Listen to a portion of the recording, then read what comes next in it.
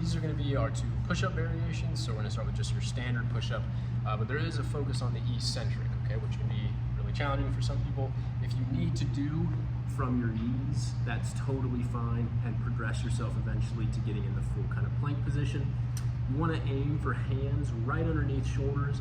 I like keeping a little bit of bend in my knee. Typically, if you really straighten the knee or hyperextend the knee, you might put a little bit more pressure in your low back, which might not feel good for some people.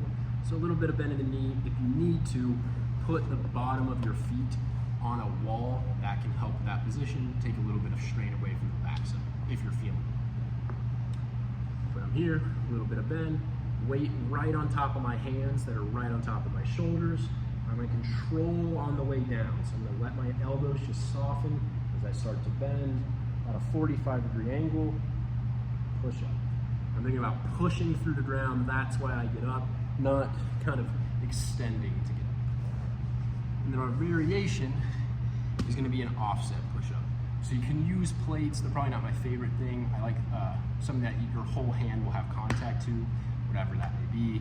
A plate, a very small pad, something like that, that's firm enough to put your hand on. But this will create a little bit of rotation through the body, but a little bit more work in one side. So same thing, a little bit of bend, get your weight on top of your shoulders. From there, control.